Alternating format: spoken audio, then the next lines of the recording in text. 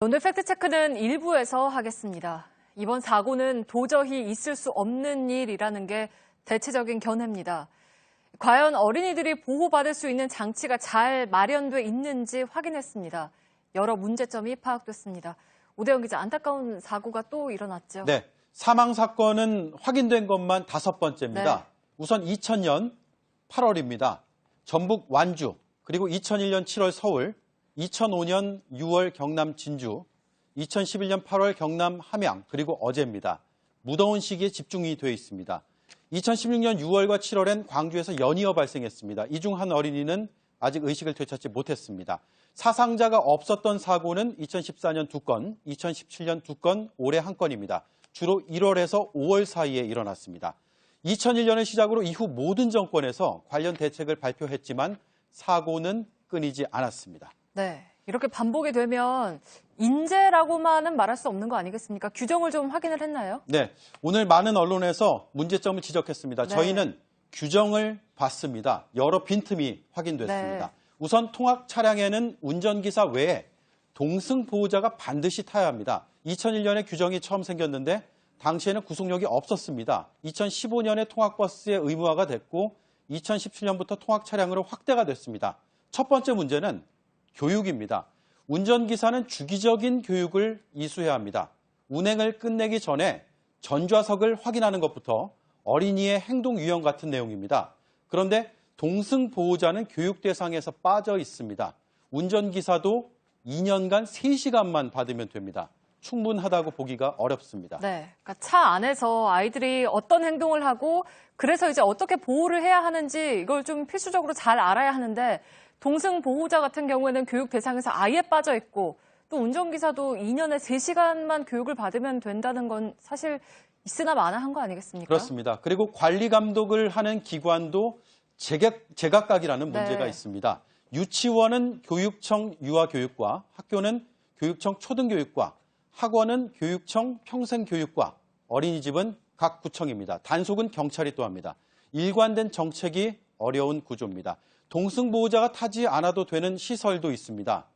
유치원, 어린이집, 초등학교, 학원, 그리고 체육시설의 의무인데 체육시설 중에서 축구와 농구, 합기도 등 다수 종목이 제외가 되어 있습니다. 반면에 권투와 레슬링, 태권도, 유도, 검도, 우슈 등은 해당이 또 됩니다. 법이 그렇게 되어 있습니다.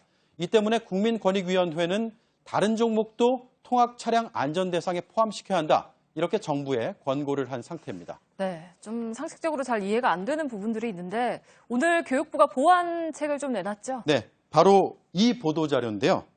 자녀가 안전하게 승하차를 했는지 네. 부모에게 문자 메시지로 실시간 알리고 위치 정보도 제공하겠다라는 내용입니다.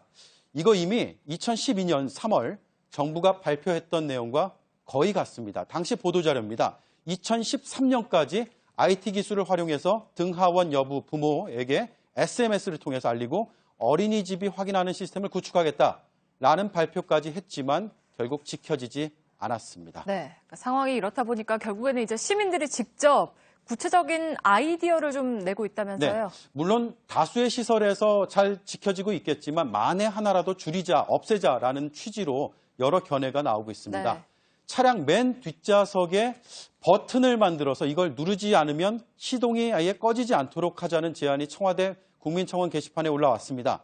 경남 김해시에서는 스마트 시스템을 추진 중인데 차량 내에 갇힌 어린이가 있다면 원적외 선으로 감지해서 경고음을 보내는 방식입니다. 네. 또 차량 안에 CCTV를 설치해서 운전자가 실시간으로 확인할 수 있게 하자는 내용의 법안은 국회에 계류 중입니다. 네, 팩트체크 오대영 기자였습니다.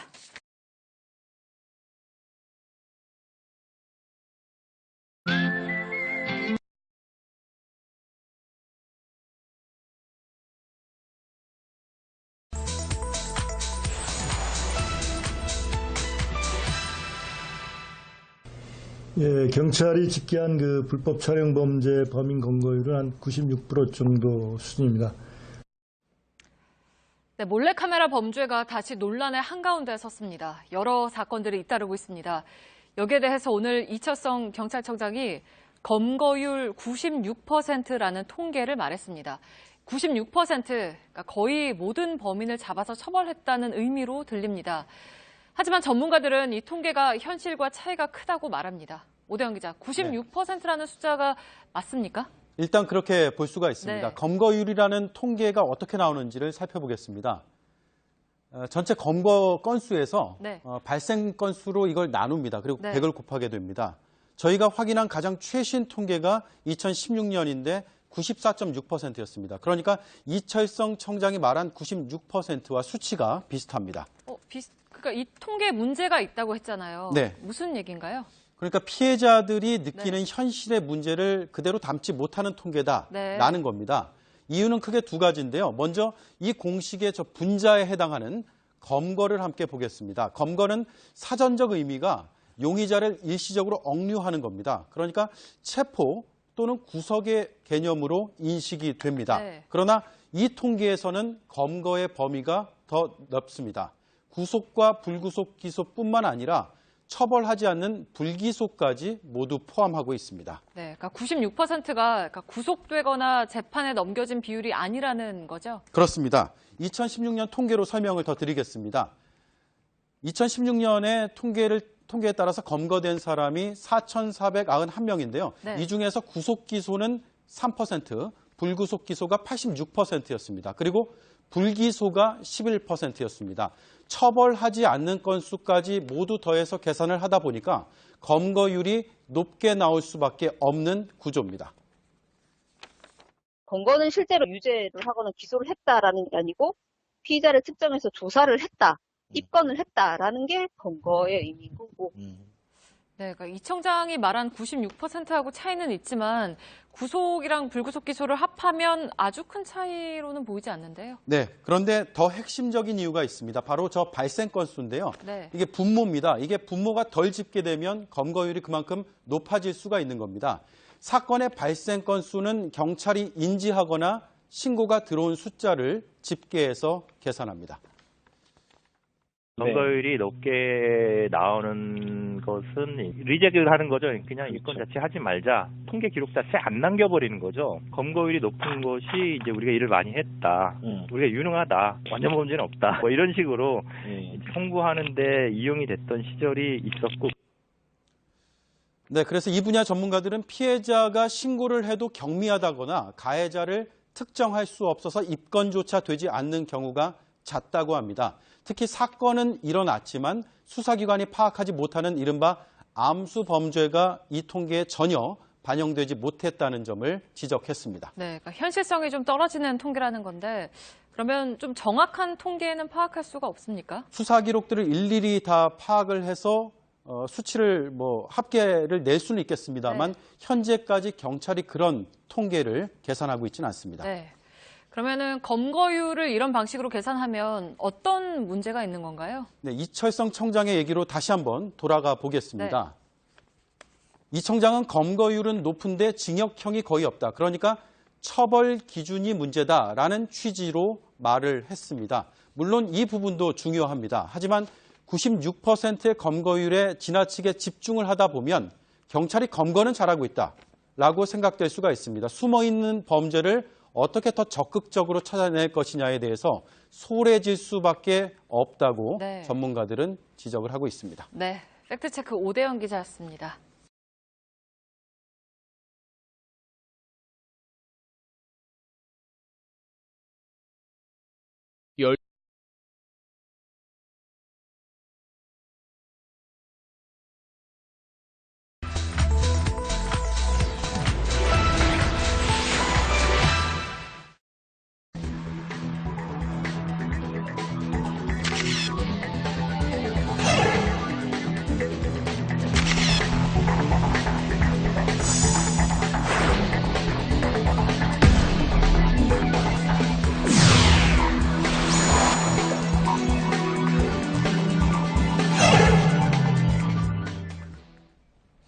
예, 일부에서 보셨듯이 지하철 성범죄가 해마다 증가하는 추세인데 그 중에 이제 대표적인 게 스마트폰을 이용한 몰래카메라 범죄라고 합니다.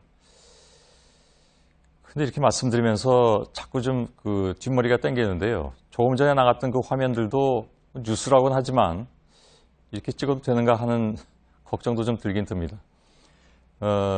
사실 뉴스에서 이런 장면들이 많이 나오는데 저희들은 앞으로 좀 자제하도록 하긴 하겠습니다. 그동안에 나온 법원 판결에 많이 헷갈려 하시는 분들이 계실 것 같습니다. 오늘 팩트체크에서 좀 더 자세히 짚어보도록 하겠습니다. 김필규 기자, 최근에 서울 북부지법이었죠. 예. 이런 사건과 관련해서 무죄 판결이 나와서 좀 논란이 되고 있는데 어떤 예. 내용인가요? 예, 말씀하신 대로 또 그 판결도 있었고 그동안 나왔던 몇 번의 판결들이 이제 결과가 좀 엇갈리는 모습이 나오면서요. 예. 인터넷에서는 이 도찰과 관련해서 이러면 유죄고 이러면 무죄더라 하는 이야기까지 나오고 있어서요. 예. 또 사실이 아닌 부분도 많아서 저희가 하나하나 한번 짚어봤습니다. 예. 이번 같은 경우에는요. 몸에 딱 붙는 스키니진이나 그리고 또 검은 스타킹 착용한 여성의 다리 사진을 6개월 동안 집중적으로 찍던 20대 남성이 붙잡혔는데요. 예.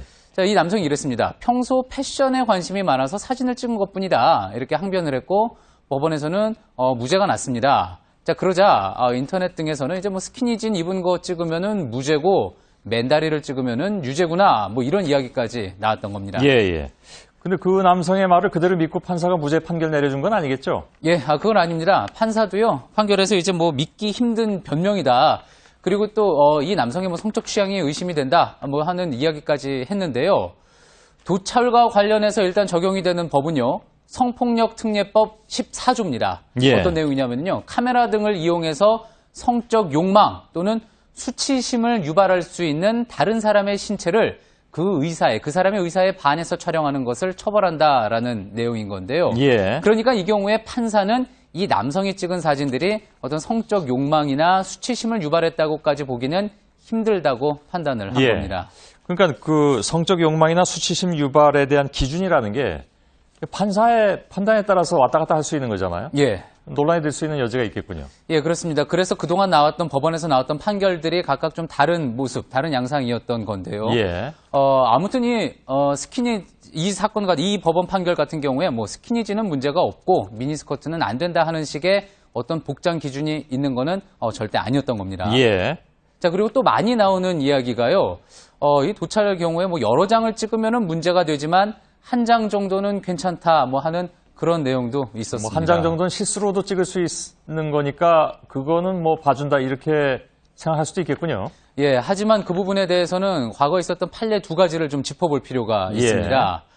한 50대 남성이요, 마트와 공원, 뭐 버스를 돌아다니면서 20대 여성을 여러 차례 도찰한 사건이 있었는데요. 예. 올 초 법원에서는요, 범행 횟수 등 죄질이 좋지 않다라면서 유죄를 선고했습니다. 범행 예. 횟수를 언급을 한 거죠.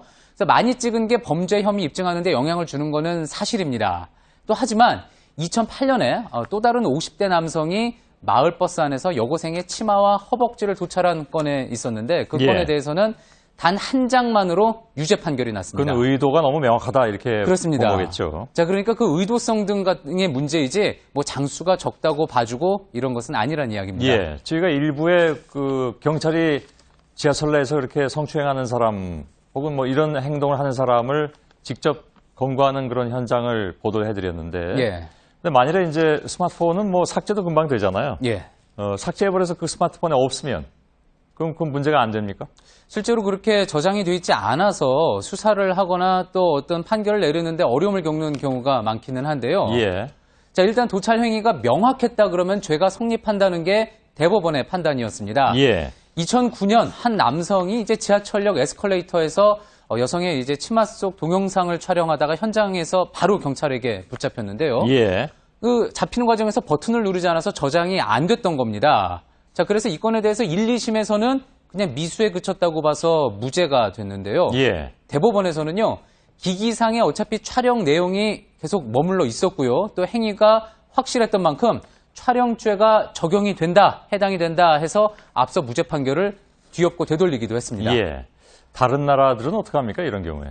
예, 뭐 스마트폰이 다른 나라 경우에도 급속도로 이제 보급이 되면서 같은 문제를 다 겪고 있습니다. 예. 일본의 경우에는요, 도찰 처벌과 관련한 법조항이 없고 지자체별로 조례가 있습니다. 예. 자, 그 지자체별로 그래서 처벌도 다른데 지난해 후쿠오카에서 한 자위대 장교가 치마 속 몰카 촬영을 하다가 잡혔는데요. 겨우 60일 정직에 그쳐서 논란이 되기도 했습니다. 예. 자, 그리고 또 미국에서는요, 지난해 또 같은 범죄를 저질렀던 한 남성이 재판정에 섰는데 아예 무죄가 났습니다. 주 대법원에서는요, 현행법상 나체 혹은 발라 상태의 사람을 도찰했을 때만 처벌할 수 있게 돼 있기 때문에 이 경우는 적용이 안 된다고 판단을 했다고 합니다. 해외에서도 좀 논란거리긴 하군요. 예. 그래서 우리 같은 경우에도 이렇게 좀 판결이 엇갈리고 하니까 이게 뭐 찍어도 잘하면 뭐 운이 좋으면 처벌받지 않을 수도 있다라고 생각하는 경우도 분명히 있을 것 같은데 예. 그거 어떻게 해봐야 됩니까? 저도 그 부분이 우려가 돼서 전문가들에게 많이 좀 물어봤습니다. 예. 그랬더니 이제 성범죄 문제 전문가인 신진희 변호사는요, 법원에서 그렇게 간단하게 하는 게 아니다. 모든 정황을 고려해서 판결을 내린 것이지 사진 내용만 보는 게 아니다. 그랬으니까 언론에 부분적으로 나온 내용만 가지고 이렇게 해도 되겠구나 판단을 잘못했다가는 좀 큰 코 다칠 거라는 그런 이야기였습니다. 예. 또 그리고 성폭력 특례법이 아니더라도요, 사진 찍힌 피해자가 민법상의 초상권 침해로 또 손해배상을 청구할 수도 있다는 대법원 측의 설명도 있었는데 이 예. 부분도 잘 알아둘 필요가 있을 것 같습니다. 알겠습니다. 아무튼 여름이 다가오는데 의심받을 만한 일은 무조건 안 하는 것이 상책이다. 이렇게 보는 게 오늘의 결론인 것 같습니다. 예, 김필규 기자였습니다. 수고했습니다.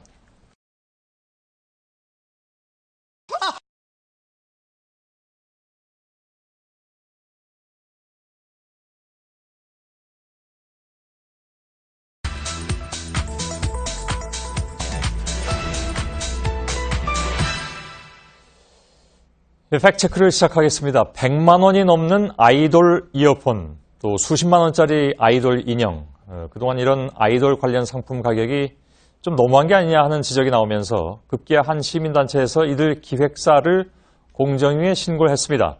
많은 부모님들이 잘 됐다, 이참에 가격 좀 내려라 이렇게 환영하는 모습이지만 실제로 그렇게 될 수 있을지는 좀 미지수인데요. 오늘 팩트체크에서 이 문제를 짚어보도록 하겠습니다.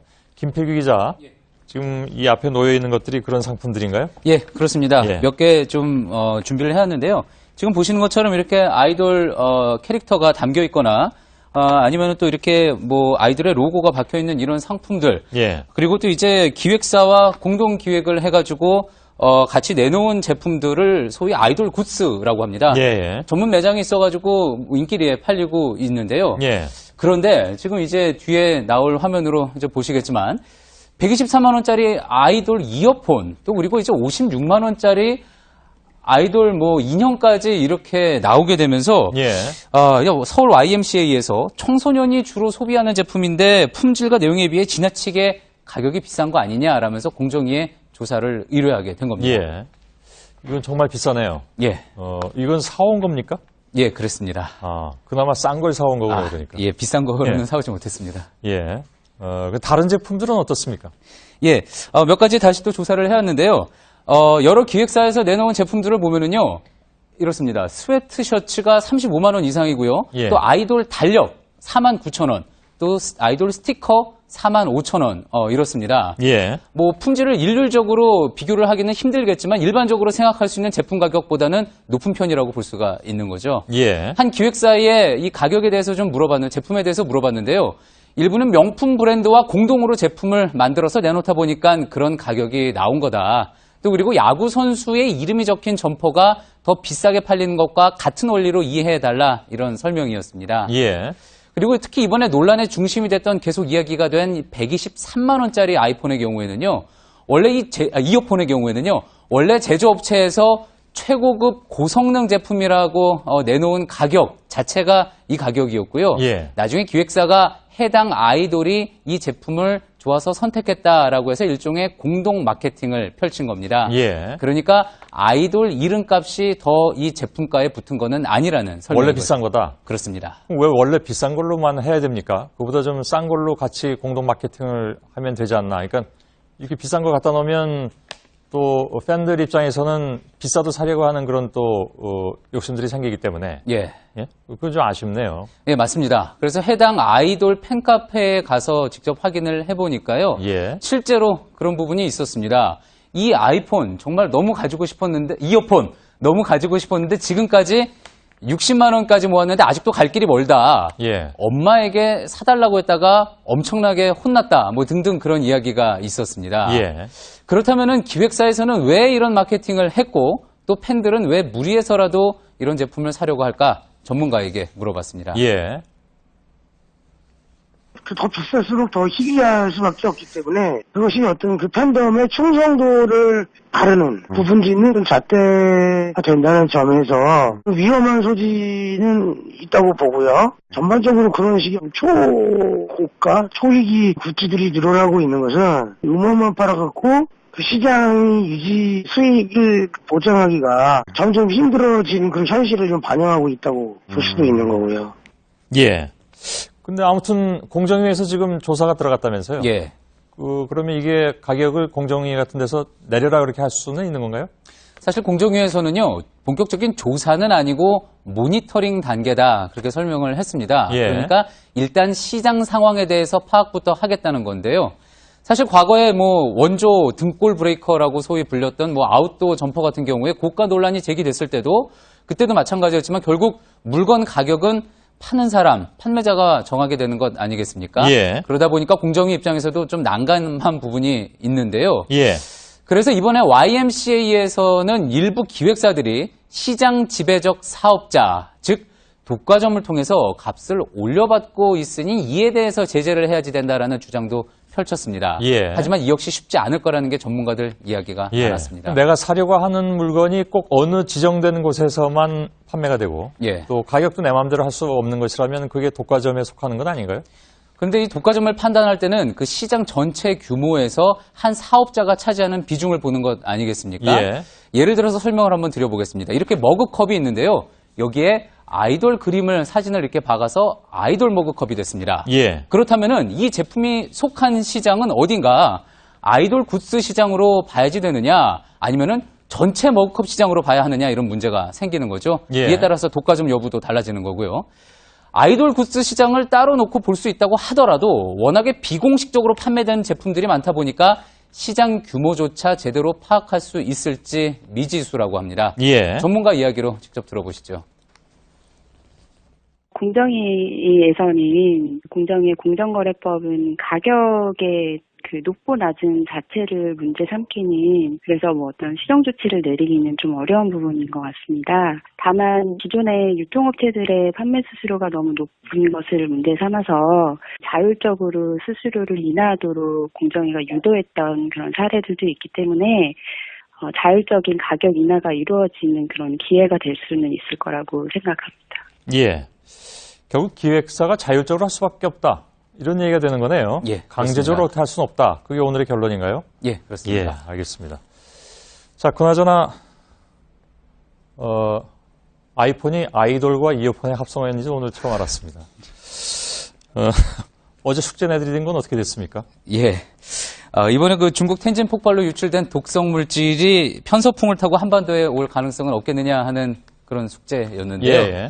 예, 일단 편서풍에 대해서 먼저 좀 설명을 드리겠습니다. 위도 30도와 60도 사이에 이 중위도 지역에서 1년 내내 서쪽에서 동쪽으로 부는 바람을 편서풍이라고 하죠. 그래서 이제 이렇게 불다 보니까 봄철에 황사를 몰고 오는 주범으로도 지목이 되는데 예. 일단 편서풍이 부는 곳은요. 지상에서 최소 1.5km, 최대 4km 위 지역입니다. 예. 그러니까 오염물질이 편서풍 때까지 올라가려면은 고비 사막에서 엄청난 황사가 일어나는 수준이어야지 가능하지 이번 텐진 폭발 정도로는 올라가기 힘들다는 설명이었습니다. 예, 알겠습니다. 팩트체크 김필규 기자와 함께했습니다. 수고했습니다. 창밖의 날씨가 무슨 상...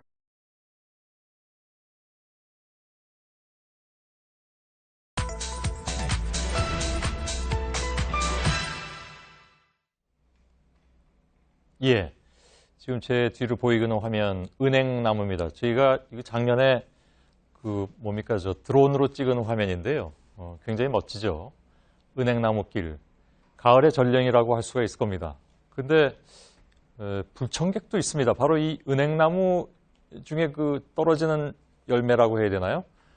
보기엔 이렇게 아름다운데 그 밑을 가보면 열매에서 나는 악취가 사실 대단합니다. 그러다 보니까 이에 대한 시민들의 불만도 상당하죠. 먼저 직접 들어보겠습니다. 불편하죠. 밟았을 때 냄새도 심하고 그게 또 미끄럽더라고. 은행잎이 독성이 있어요. 그래서 벌레가 없잖아요, 벌레가. I'm not sure, but I think the Korean people eat the nuts. No, I don't really like. 예, 들어봤는데 은행과 관련해서 우리가 알고 있는 여러 가지 얘기들 중에 사실은 그 사실이 아닌 것도 있다고 합니다. 그래서 오늘 팩트체크에서 짚어보도록 하겠습니다. 김필규 기자. 예. 예, 예전에는 길거리에서 은행을 주우시는 분들이 굉장히 많았습니다. 그죠? 예. 근데 요즘은 그런 걸 좀 찾아보기가 좀 어렵기도 하고 그래서 더 이렇게 냄새가 많이 나게 되는 걸까요? 예, 그런 이야기 많이들 하시는데 확실히 예전에 비해서 은행 줍는 분들 길거리에서 보기가 힘들어진 거는 사실입니다. 예. 법제처 생활법령 정보 사이트에 가보면 이런 내용이 있습니다. 가로수에서 은행을 따면 처벌받느냐라는 질문이 들어온 건데요.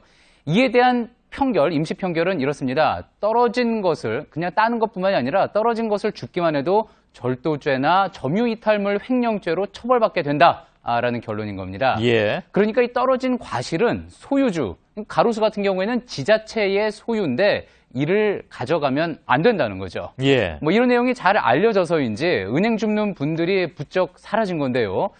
그렇다면은 실제로 그렇게 처벌이 되는 건지 서울시에 물어봤습니다.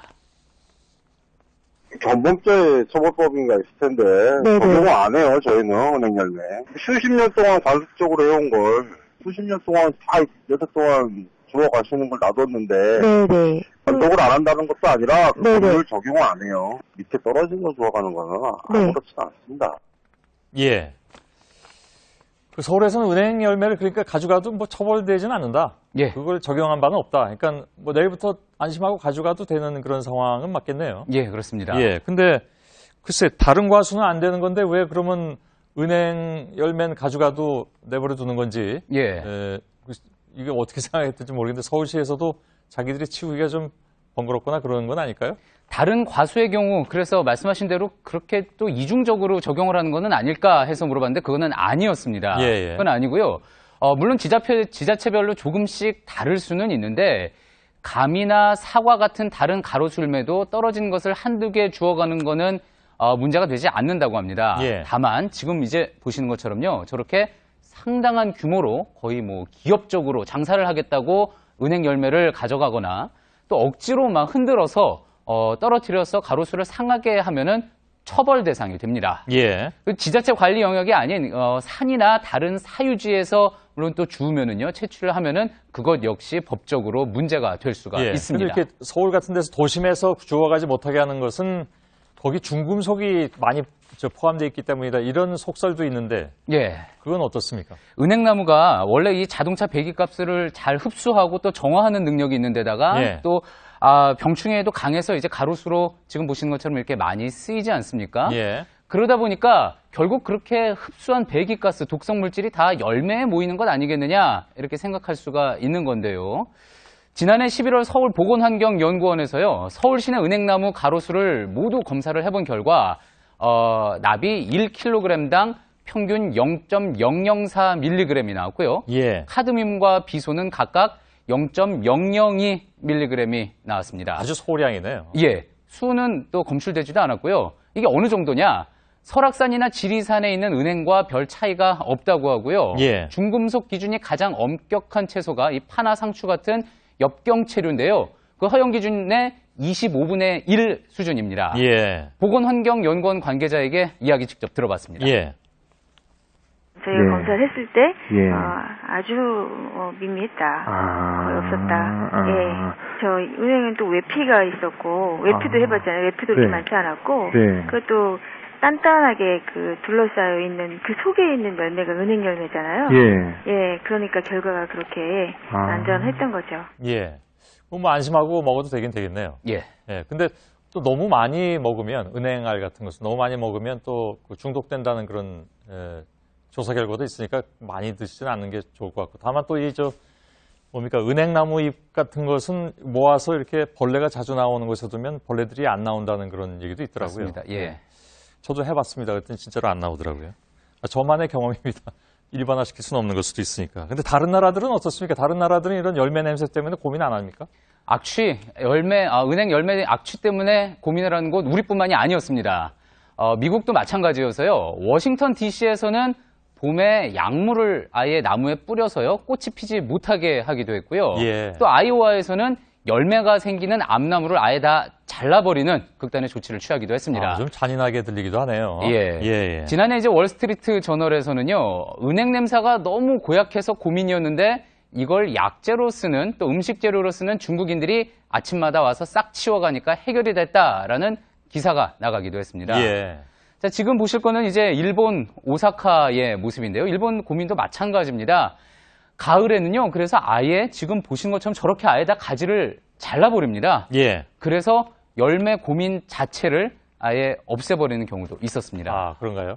근데 뭐 우리가 다 알고 있는 것처럼 은행은 암나무와 수나무가 따로 있지 않습니까? 예. 근데 열매가 열리는 건 암나무잖아요. 그렇습니다. 애초에 수나무만 심으면 되는 거 아닐까요? 예. 그러면은 좋았을 텐데요. 전문가들 하는 이야기도 은행나무 심을 당시에 이게 암나무인지 수나무인지 구별하는 게 육안으로는 쉽지가 않다고 합니다. 예. 이렇게 지금 꽃이 피어서야 그리고 열매가 맺혀서야 알 수가 있는 건데요. 다만 이제 최근 DNA 검사로요. 암수를 구분하는 법이 발견이 국내에서 됐습니다. 예. 자, 그런데 또 문제는요. 그렇다고 해서 그러면은 암나무를 다 수나무로 교체하면 되는데 한 그루 교체하는데 100만 원 이상이 든다는 점입니다. 서울 시내 가로수가 29만여 그루가 있는데요. 이 가운데 은행나무는 가장 많은 11만 4천 그루입니다. 이 중 3만 주가 또 암나무인데요. 예. 그러면 이걸 다 교체하는데 300억 원이 드는 셈이니까 비용이 만만치 않은 거죠. 예. 지금 서울시에서는 뭐 사람 많이 다니는 곳 위주로 수나무 교체를 이제 단계적으로 진행을 하고 있는데요. 어떤 더 획기적인 방법이 나오기 전까지는 잘 피해 다니면서 또 잘 공존을 하는 게 최선의 상황인 것 같습니다. 근데 DNA 검사를 해봐야 암수 구별이 됩니까? 예, 그렇습니다. 제가 듣기로는 그 은행나무 이렇게 외관으로 봤을 때 가지가 이렇게 휘어져서 있으면 암나무고 예. 전부 이렇게 위로 뻗쳐 있으면 수나무라고 들었는데 그거 틀린 겁니까? 그런 구분 방법을 이야기하는 학자들도 있었습니다. 예. 하지만 심을 당시에는 그렇게까지 퍼져 있는 모습이 아니기 때문에 예. 그것만 보고는 구분하기가 심을 때는 힘들다는 또 그런 이야기였습니다. 예. 잘 받아쳤습니다. 준비 안 한 질문이었는데 수고했습니다. 예. 김필기 기자였습니다.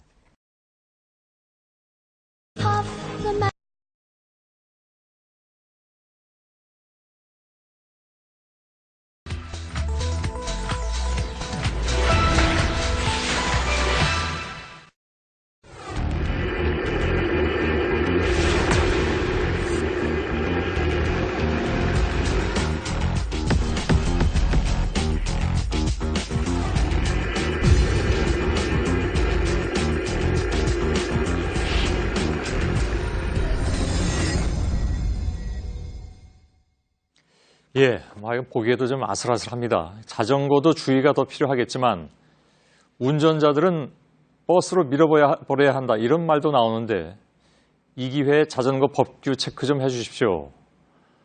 이렇게 SNS를 통해서 팩트체크에 들어온 제보가 많다고 하는군요. 자전거 인구가 많아지면서 이런 논란 심심찮게 발생하고 있습니다. 그러니까 그렇게 좀 험한 표현도 하시는 거겠죠. 오늘 팩트체크에서는 이 사건이 누구의 잘못인고 또 관련 법규는 어떻게 돼가고 있는지 이걸 좀 모아서 정리 좀 해보도록 하겠습니다. 김필기 기자. 예. 그러면 이게 최근에 발생한 일인가 본데 예. 논란이 굉장히 좀 컸나 봅니다. 예, 그렇습니다. 지난 4일에 있었던 일이고요. 해당 영상이 공개가 되면서 이 버스 회사 홈페이지에서는 정말 격론이 벌어졌습니다. 예, 예. 이거는 위협 정도가 아니라 아예 살인미수다. 또 운전기사를 징계해야 한다. 이런 항의가 쏟아지기도 했고요. 버스 운전사는 교통질서 잘 지키면 간 것뿐인데 뭐가 잘못이냐. 자전거는 오히려 세금도 안 내고 도로를 이용하면서 무슨 권리를 주장하느냐 이렇게 예. 반론도 만만치 않았습니다. 양쪽 간의 감정 싸움이 굉장히 좀 심해졌던 것 같은데 그 현장에서도. 근데 예. 우선 자전거가 이 도로는 갈 수가 있는 도로입니까? 문제가 됐던 도로가요. 속초로 가는 미시령 진입로 부근이었는데요. 예. 워낙에 경치가 좋고 또 그래서 자전거에 이제 본격 입문한 동호인들이 아주 즐겨 찾는 코스라고 합니다. 입문한 사람들이 가기엔 좀 위험해 보이긴 하는데 아무튼 예. 예. 그런데 이 현행 도로교통법 상의 자전거는요. 분명히 지금 이제 보시겠지만 이렇게 차에 대한 규정, 자전거가 포함이 되어 있습니다. 예. 차로 규정이 되어 있고요. 자전차라고 부르기도 하죠, 그래서. 예. 예. 그래서 차도를 이용할 수가 있는 겁니다. 예. 다만 그렇다면은 이 도로에서 어느 부분을 달려야 하느냐에 대해서는 또 의문이 남는데요. 자, 1번이 이렇게 갓길, 그리고 예. 2번이 우측의 가장자리, 3번이 2차로의 중앙, 4번 아무 곳이나. 예. 어디인 것 같습니까, 손앵커? 예. 갓길로 가면 좋은데요. 예. 갓길이 없는 경우도 있지 않습니까? 예, 그렇습니다. 그 우측 가장자리라고 얘기하는 게 가장 좀 비슷해 보이긴 한데 어떻습니까? 예, 맞습니다. 아, 맞습니까? 예. 현행 법상으로는 2번 우측 가장자리가 맞고요. 예. 제가 여기서 내준 문제 중에 틀린 게 하나도 없군요, 지금까지. 예. 예. 아무튼. 그렇다면은 과연 이 가장자리라는 거 어느 정도가 과연 가장자리라고 볼 수 있느냐에 대해서도 문제가 의문이 생기는데 법으로 예. 정한 거는 없습니다. 법으로 정한 거는 없고요. 다만 지금 보시는 것처럼 이 차로의 중앙 부분에서 오른쪽 부분 가장자리 여기를 이제 자전거 탈 수 있는 곳으로 경찰에서는 보고 있습니다. 예, 아까 그 영상에서 보니까 속초 그쪽이에요. 예. 그 영상은 자전거가 그러니까 도로 오른쪽 공간으로 가고 있었던 것으로 영상으로도 보이는데 그건 이제 문제가 없는 것 같은데 근데 여럿이 타고 가면 여럿이 이렇게 줄지어 가잖아요. 예. 그때는 아무래도 소통에 지장을 줄 것 같고 또 운전하는 사람 입장에서 보면 좀 아찔할 때도 있거든요. 예. 그런 건 어떻게 됩니까? 그렇게 지금 말씀하신 것처럼 여럿이 같이 자전거를 동호해서 타는 것을 때로 드라이빙을 한다 그래서 속칭 뭐 떼빙이라고도 부릅니다. 그런데 이 말씀하신 대로 자동차들이 이 부분에 대해서 아주 불만이 상당하죠. 예. 그러자 이제 도로교통법상 자동차가 2대 이상 줄지어가는 것을 현행이 도로교통법상에서 규제를 하고 있다. 그러니까 자전거도 함께 타는 것은 그 자체가 불법이라는 문제 제기도 있었습니다. 예. 하지만 이 법을 보면은요, 법상에서 자동차의 정의, 승용차나 화물차 등 원동기를 사용한 것만 이야기를 하고 있습니다. 예. 그러니까 자전거는 결론적으로 차이기는 하지만 자동차는 아닌 거고요. 예. 따라서 이 법의 적용도 안 받게 되는 겁니다. 그러면 돌발 질문입니다. 예. 원동기를 단 자전거도 있던데. 예. 그건 어떻게 됩니까? 그거는 자동차가 아니지만 이 법상에서 자동차 등에는 포함이 됩니다. 아, 그렇습니까? 예. 예. 아, 여기 밑에 나와 있군요. 예. 원동기 장치 자전거. 예, 알겠습니다. 예, 그래서요. 근데 또 이제 한 가지 더 살펴볼 거는 다만 이 다음에서 보시는 것처럼 이렇게 앞뒤로 일렬로 가는 게 아니라 옆으로 두세 줄 가는 이 영상은 뭐 관련 있는 영상은 아닙니다. 이게 두세 줄로 가면서 허가받지 않고 또 통행을 방해하는 것은 위법이고요. 또 처벌 대상이 되기도 합니다. 예. 이런 경우는 정말 위험하죠. 사실 이 화면으로만 봐도. 근데 이 속초권의 경우에는 그럼 결론이 어떻게 나는 겁니까? 예, 그 결론을 확실하기 위해서 경찰에게 직접 물어봤는데요. 그 내용 들어보시죠. 예. 19조 2항에 보면은 자동차 등의 운전자는 같은 방향으로 가고 있는 자전거 옆을 지날 때에는 그 자전거와의 충돌을 피할 수 있는 필요한 거리를 확보해야 한다. 이렇게 돼 있어요. 자동차 이 운전자에게는 자전거를 보호하기 위해서 의무를 부과한 겁니다. 그래서 만약에 사고 처리하게 된다 그러면은 거의 뭐 운전자 과실을 거의 대부분 다 잡을 겁니다. 예. 예, 그러니까 이 경우에 운전자의 과실이라고 볼 수가 있다라는 그런 경찰의 이야기였는데요. 다만 관련 법상의 처벌 규정은 없습니다. 그래서 운전자에 대한 어떤 법적 조치는 없고요. 해당 버스 회사에서는 홈페이지를 통해서 운전기사를 승무 정지 조치했다 이렇게 밝히기도 했습니다. 예. 자전거, 자전차, 차에 속한다. 그렇다면 이 자전거는 차도로 가야지 인도로는 못 가는 거겠군요. 맞습니다. 마찬가지 논리로 해서 인도에서 자전거를 타는 거 불법이고요. 예. 다만 이제 안전상 이유로 노약자나 어린이는 인도에서 자전거를 탈 수 있습니다. 또 그리고 한 가지 강조하고 싶은 거는요. 횡단보도를 건널 때도 지금 보시는 것처럼 저렇게 자전거에서 내려서 끌고 가야 합니다. 예. 자, 그런데 이 몇 년 전부터 인도 위에 자전거 도로를 만들어 놓은 곳, 인도와 이 자전거 도로 같이 있는 곳들 많아졌죠. 예. 여기서 보행자와 사고가 났을 때 책임 소재를 놓고도 분쟁이 종종 일어나고 있습니다. 예. 지금 그 화면상에 보면 저 자전거는 저로 가면 안 되는 거죠? 그렇습니다. 예. 이 왼쪽으로 가야 되는 거잖아요. 예. 근데 이 왼쪽 그러니까 자전차 도로에 보행자는 들어가면 안 되는 겁니까, 그러면? 그렇지 않습니다. 예. 이제 그 부분에 대한 논쟁인데요.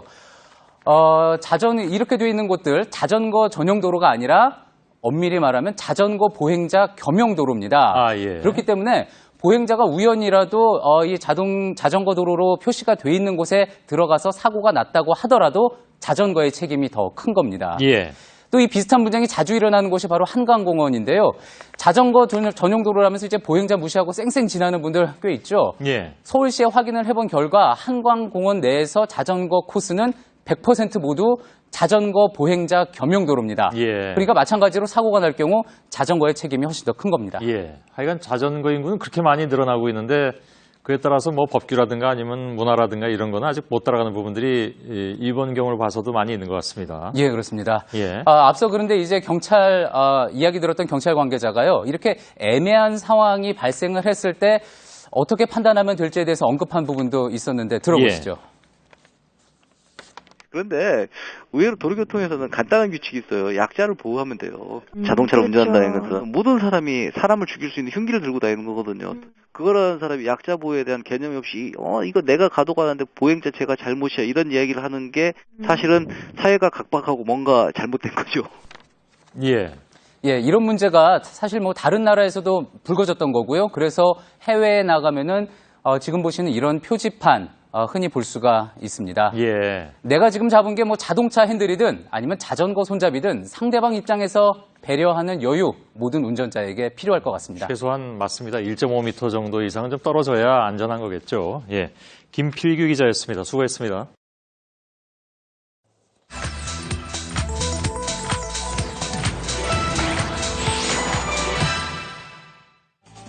근데 카페에서 하는 게 좀 더 집중도 잘 되고 효율성도 좋은 것 같아요. 그냥 화장실 간다고 계속 왔다 갔다 거리는데 카페는 그냥 공부할 때가 아닌 것 같아요. 카페에서 많이들 하고 있더라고요. 근데 그게 과연 될 것인가 조금 의문은 되더라고요.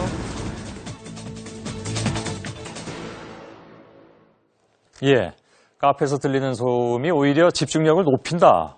혹시 이해가 가시는지요? 실제로 집중력을 높이는 데 도움이 된다는 연구 결과가 요즘 화제가 되고 있습니다. 이 내용을 놓고서는 이 방송 보고 계신 학생들과 부모님들 사이에 좀 논쟁이 생길 수도 있을 것 같은데요. 오늘 팩트체크에서 이 문제를 좀 짚어보도록 하겠습니다. 김필규 기자. 예. 오늘 팩트체크는 상당히 관심이 많이 갑니다. 예. 그리고 머리가 좀 가벼워지기도 합니다. 솔직히 말씀드리면. 계속 무거운 소식을 전해드리다 이 소식을 전하게 되니까. 카페 소음이 지금 들리는 요 정도 소음을 얘기하는 건가요? 예, 그렇습니다. 네. 지금 들리시는 것처럼 이렇게 뭐 커피잔이 달그락거리는 소리, 그리고 또 손님들이 이야기를 나누는 소리, 이것을 이제 카페 소음이라고 이야기를 한 건데요. 예. 시카고 대학의 소비자 연구 저널에 따르면은요, 이 카페 소음같이 귀에 들리는 같은 양의 음성 주파수를 합친 것을 백색 소음이라고 하는데요. 예. 중간 정도의 백색 소음, 그러니까 중간 정도의 백색 소음이 창의성을 향상시킨다라고 그 연구 보고서에 되어 있습니다. 예. 한국산업심리학회에서도 비슷한 연구 결과가 나왔는데요. 자, 보시는 것처럼 이런 백색 소음이요, 집중력과 기억력은 높여주고 또 스트레스는 낮춰준다, 이런 내용이 있습니다. 예. 근데 그게 좀 애매할 수도 있는데 중간 정도의 소음이라는 게 어떤 걸 얘기하는 건가요? 예. 그래서 저희가 이 연구 자료에 나온 기준에 맞춰서 직접 카페에 가서 한번 소음을 측정을 해봤거든요. 예. 화면으로 한번 보실 텐데요. 자, 먼저는 이 서울 부암동에 아주 상당히 조용한 카페를 가서 재본 결과 지금 보시는 것처럼 한 40에서 50데시벨 정도가 나왔습니다. 예. 자, 그리고 그 다음에는 이제 서소문 쪽에 한 카페에 가서 재봤는데 60에서 한 70데시벨 정도가 나왔고요. 그다음에 마지막으로는요, 학생들이 많이 모여있는 이 종로에 좀 시끄러운 카페를 가서 재봤더니 80데시벨 이상이 나왔습니다. 예. 자, 시카고대 논문에서는요, 중간 정도, 두 번째 보신 한 중간 정도 50에서 70데시벨 정도가 창의성을 높이는 소음이다, 이렇게 분석을 하고 있습니다. 예. 인턴 기자는 여기도 동원이 되는군요. 알겠습니다. 실제로 저 화면에 나온 사람이 지금 인턴 기자가 예. 어디가 제일 집중이 잘 된다고 얘기를 하던가요? 뭐 이미 사실은 뭐 연구 결과를 알고 있기 때문에 그렇게 이야기했는지는 모르겠지만 아무래도 너무 조용한 것보다는 그래도 약간 소음이 있었던 두 번째 장소가 아무래도 집중이 더 잘 되는 것 같았다. 예. 그리고 또 가장 시끄러웠던 종로 카페는 아무래도 제일 산만한 것 같다, 이렇게 이야기를 했는데요. 예. 실제로 시카고대의 그 연구 논문 결과를 봐도 아무리 백색 소음이라고 하더라도 80데시벨을 넘는 곳이라고 하면은 오히려 집중력에 방해가 된다, 이렇게 이야기하고 있습니다. 예. 아까 이제 이걸 백색 소음이라고 이제 했는데 예. 달그락거리는 소리 정도, 이게 오히려 그러면 어떻게 보면 거슬릴 수도 있는 측면이 있는데, 예. 그게 왜 그렇다면 오히려 도움이 되느냐, 예. 이걸 지금부터 좀 파고들어야 될 것 같나요? 예, 먼저 그 백색 소음이라고 하는 부분이요. 왜 백색 소음이라고 부를까? 그래서 우리나라의 그 소리 전문가인 배명진 숭실대 소리공학 연구소장에게 한번 물어봤습니다. 자, 지금 이제 화면에 나오는 것처럼요, 이 여러 색의 빛도 여러 색의 광선이 모이면은 백색 광선이 되지 않습니까? 예. 이 마찬가지로요. 소리도 모든 음역을 모아 놓으면은 지금 이렇게 화면의 왼쪽으로 보시는 것처럼 음역이 이렇게 합쳐져서 백색 소음이 된다는 겁니다. 그러니까 왜 색깔을 몇 가지 색깔을 다 합치면 흰색으로 나중에 귀결되는 것처럼 그 뜻으로 이걸 백색 소음이라고 한 거군요. 예, 빛일 경우에 그런 것처럼 마찬가지로 음역대에서도 그런 겁니다. 예. 자, 그렇게 되면은요, 이렇게 음역대가 합쳐지게 되면은 소음 자체가 무의미한 소리가 돼서 집중력을 빼앗기지 않고 또 오히려 편안함을 느낄 수 있다라는 그런 설명입니다. 예. 그래서 이런 소리만 좀 일부러 들려주는 뭡니까 저 휴대폰상의 앱이라든가 뭐 이런 것도 나왔다면서요? 예, 그렇습니다. 이제 화면으로 한번 보실 텐데요. 예. 자, 지금 보시는 것처럼 이게 지금 서비스인데 홍대의 모 카페 소리를 저렇게 들려주는 거고 다음으로 또 강남 교보타워에 있는 모 카페 소리입니다. 예. 그리고 또 이제 가로수길에 있는 이번에는 모 카페의 또 소음이고요. 자, 이런 식으로 지금 구분이 가실지는 모르겠지만 그곳의 소음을 모두 들려준다는 그런 서비스를 지금 제공하고 있는 겁니다. 예. 요즘 도서관에 가면은요, 실제로 이어폰을 꽂고 이 소리를 들으면서 공부하는 학생들이 꽤 있다고 합니다. 예, 그 정도인가요? 근데 기껏 그 조용한 도서관 가가지고 왜 그런 걸 꽂고 하느냐. 예. 그러니까 어른들은 그런 얘기도 합니다. 괜히 겁먹들려가지고 카페에 탁 앉아가지고 노트북 이렇게 치고 있다. 예. 그 공부가 사실 안 되는 거 아니냐 이런 의심들도 많이 한단 말이죠. 예. 솔직히 말하면 저도 그런 사람 중에 하나이기도 하고. 근데 저 카페 소리가 실제로 그렇게 다 다릅니까? 저렇게 서비스를 다르게 하고 있어가지고 과연 그 차이를 느낄 수가 있을까? 예. 차이가 있을까 해서 궁금해서 이 부분도 배명진 소장에게 물어봤는데요. 그 대답 직접 들어보시죠. 예. 차이는 없죠. 예를 들어서 홍대 앞에 카페하고 무슨 남현동에 무슨 카페하고 차이가 있을 수가 없다는 거죠. 그 사람한테 미리 사전에 이렇게 숙지를 시켜주고 들려줬을 때는 차이가 있더라는 거죠. 이 소리는 서울대 열람실에서 녹음한 겁니다 하고 들려줬더니만은 이 사람의 플래시브 효과 때문에 그러는지 학습 효과를 더 내는 거 있죠. 예, 플라시보 효과라는 이야기를 했죠. 그러니까 소리 자체에는 큰 차이가 없는데요. 플라시보 효과, 그러니까 이게 어디서 나는 소리다라는 것에 대한 정보를 가지고 있으면 어떤 심리적인 효과를 얻을 수 있다라는 이야기입니다. 예. 또 하나, 근데 옛날부터, 뭐 저희 학생 때도 마찬가지였지만, 음악을 들으면서 공부하면 더 잘 된다 하는 사람들도 있습니다. 근데 음악 소리하고 이런 딸그락거리는 다른 각종 잡음악은 또 분명히 다른데, 그건 어떻게 해봐야 될까요? 실제로 취재를 하면서 그 부분에 대해서도 좀 이야기를 해달라, 취재를 해보라는 주문도 많이 받았는데요. 배 소장의 이야기는 음악은 이 부분과 완전히 상관이 없다는 이야기입니다. 예. 어떻게 되는 거냐면요. 음악의 경우에는 리듬감 때문에 어떤 음색의 차이가 발생해서요. 지금 보시는 것처럼 배 소장이 저렇게 보여주는 것처럼 음파가 뭉치지 않고 따로따로 인식이 되는 겁니다. 자, 그러니까요. 음악을 듣게 되면은요. 어떤 적막감 같은 거는 해소가 될 수 있을지는 몰라도 집중력은 오히려 떨어지게 된다는 거죠. 특히요. 가사가 들리는 음악, 이런 음악은 오히려 집중력에 방해가 된다고 합니다. 그건 그럴 것 같습니다. 제 경험상으로도 그런 것 같고요. 근데 사람마다 이게 좀 다른 부분도 있을 텐데, 백색 소음이 꼭 카페 음만 있느냐? 다른 데도 백색 소음이 있는 건 아닌가요? 물론 다른 곳에도 있습니다. 자연에서 들리는 어떤 냇물 소리나 바람 소리, 폭포 소리 같은 게 대표적인 어떤 백색 소음 같은 음파라고 볼 수가 있는 거고요. 또 하나 재밌는 것은요. 학교에서요. 학창 시절 학교에서 쉬는 시간에 나는 소리도 백색 소음의 하나라고 볼 수 있다고 합니다. 자, 그러니까 어느 정도 수준만 유지가 되면은 쉬는 시간에 오히려 공부 더 잘 된다고 했던 친구들 이야기 영 틀린 말은 아닌 거라고 볼 수 있습니다. 아무튼 오늘은 적당한 카페 소음이 집중력에 분명히 도움이 된다. 그러니까 흔히들 그렇게 표현하잖아요. 카페 가서 이렇게 계속 컴퓨터 하고 있는 친구들을 죽돌이 죽순이 그렇게 얘기하잖아요. 근데 다 이유가 있다. 이렇게 해석하면 될 것 같군요. 일단은 과학적으로만 보면은 단지 겉멋만은 아니다. 그렇게 볼 수 있다라고 할 수 있는데요. 자, 그런데 하지만 앞서서도 봤듯이 이 부분에는 여러 가지 심리적인 요인이 결부돼 있고요. 또 카페에서 누구와 공부를 하느냐 이런 환경적인 변수도 있다는 점. 오늘 결론을 내리기 전에 꼭 강조하고 싶습니다. 심리적인 측면은 제가 한 가지 증명해 드릴 수도 있는데 제가 잘 아는 분이 옛날에 사법고시를 준비할 때 물론 나중에 붙었습니다. 근데 공부를 하고 나중에 총 정리할 때는 꼭 버스를 타고 맨 뒷자리에 앉아서 정리를 했다고 하더군요. 하루 종일 타고 다니면서. 그것도 아마 비슷한 경우가 아닌가 싶기도 합니다. 알겠습니다. 김필규 기자의 팩트체크였습니다. 수고했습니다.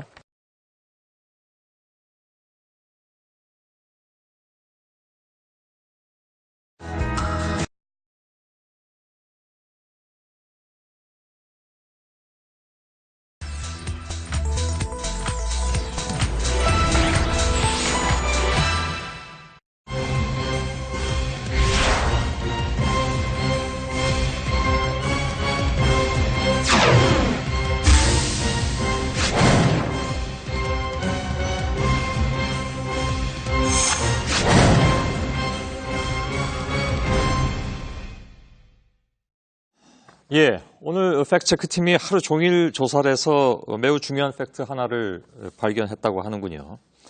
기업이 돈을 풀지 않고 쌓아두고만 있다. 계속 나온 지적입니다. 근데 이번엔 그게 아니다. 지난해 대기업들은 현금이 줄었고 그만큼 돈이 풀렸다.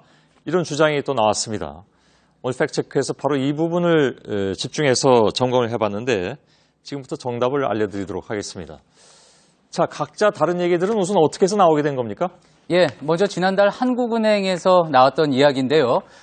지난해 3분기 기준으로요, 국내 대기업의 현금 및 현금성 자산을 집계해봤더니 158조 원, 역대 최대치를 기록했다, 이런 발표가 나왔습니다. 예. 그러자 이제 기업들이 투자도 안 하고 배당도 적게 하니까 그런 것 아니냐, 이런 지적도 비판도 나왔던 거죠. 예. 자, 그런데 이제 어제는 한국경제연구원 발로요, 오히려 10대 그룹의 지난해 현금 보유액이 전년도보다 무려 10조 원 이상 줄었다. 엄청난 액수잖아요. 예. 그러면서 또 이제 이런 감소세는 10년 만에 처음이다. 뭐 이런 자료가 나왔습니다. 예. 그랬더니 또 이와 관련해서 이거는 기업이 투자를 늘리고 있다는 신호다. 돈이 풀리고 있다는 신호다. 이런 보도가 또 나왔던 겁니다. 예. 그러니까 한국경제연구원은 전경련, 그러니까 대기업들이 모여있는 단체의 유관 기관이잖아요. 예, 그렇습니다. 그러니까 어찌 보면 이제 대기업들한테 유리한 그런 내용들을 내놓은 것이라고 볼 수도 있는데 예. 왜 그런 차이가 난 겁니까, 우선?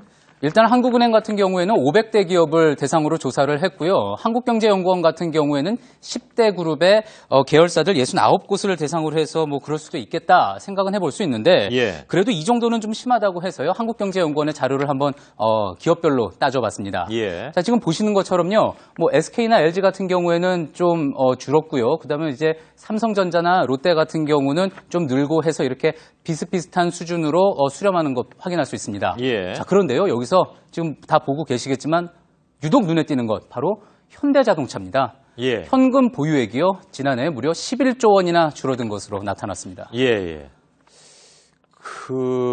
이게 말이죠. 예. 여기 한국경제연구원 말대로 예. 10조 이상의 돈이 풀리면 예. 아니 정부가 지금 뭡니까 이번에 돈 푼다고 해서 하는 것도 그렇게 안 되는데 예. 상반기에 얼마 푼다고 하는 게 10조가 안 되잖아요. 그죠? 예. 근데 한 해 동안에 10조가 풀려나갔으면 당장 우리 시장이 굉장히 반응을 했을 텐데 그런 일 없었잖아요. 그죠? 예. 그래서 당연히 팩트체크팀에서 아마 이걸 좀 체크를 해본 것 같은데 10대 그룹 다 합쳐서 감소한 액수가 10조 원이라고 했으니까 거의 아까 나온 거 좀 아까 얘기한 거에 의하면 현대자동차 감소분이 대부분 차지하네요. 그렇게 생각해 볼 수 있습니다. 예, 예. 혹시 삼성동에 한전부지 그거 매입하느라고 그런 겁니까? 예, 그렇게 생각해 볼 수도 있어서요. 예. 봤는데 이거는 그때 이제 지난해 한전 부지 때문에 현대자동차가 쓴 돈은요. 입찰 보증금으로 낸 1조 원 뿐이었습니다. 나머지는 올해 이제 지불을 하게 되니까요. 그러니까 이 부분은 그 이유라고 볼 수가 없습니다. 예. 자, 그래서 현대자동차의 재무제표를 한번 살펴봤습니다. 그랬더니 특이한 점을 발견할 수 있었는데요. 보통 이 현금을 얼마나 가지고 있느냐 따져볼 때 이번에 한경연에서도 그렇게 했지만 자, 지금 보시는 것처럼 이 재무제표입니다. 현금 및 현금성 자산 그리고 단기 금융상품 이 둘을 보게 되는데요. 예. 그러니까 실제 기업이 주고 있는 현금과 보통 1년 안에 현금화할 수 있는 펀드 이런 것들을 합쳐서 보는 겁니다. 예. 자, 그런데 여기를 좀 더 자세히 보면은요. 단기 금융상품이요. 2013년 14조 9천억 원이었던 게 4조로 확 줄었고요. 예. 그 대신에 그 밑에 있는 항목이죠. 기타 금융자산 항목을 보면은 5천억 원밖에 안 됐던 게 이렇게 지금 15조 원 가까이로 확 증가를 합니다. 예. 자, 그러니까 과거 단기 금융상품 항목에 있었던 돈들이 기타 금융자산 항목으로 대거 이동한 거죠. 예. 자, 이거를 그러면은 이렇게 다 있는 것들을 각각 연도별로 합쳐서 보면은요.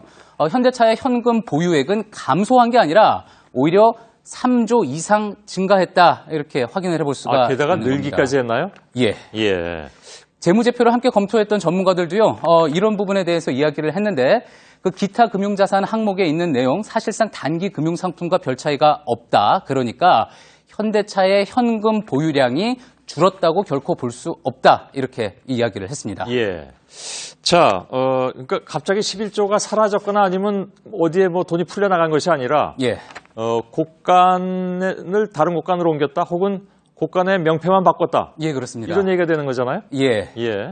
왜 그렇게 됐을까? 이 부분에 대해서 현대차에 확인을 했는데 현대차 측에서는 금감원의 권고사항에 대해서 따라서 그렇게 했다고 이야기를 했고요. 예, 또 금감원에서는 그런 지시를 내린 적이 없다. 또 이렇게 이야기를 했습니다. 예. 일단은 저희가 확인한 바로는요. 현대차가 2013년에 이와 관련한 질의를 금감원 측에 했고요.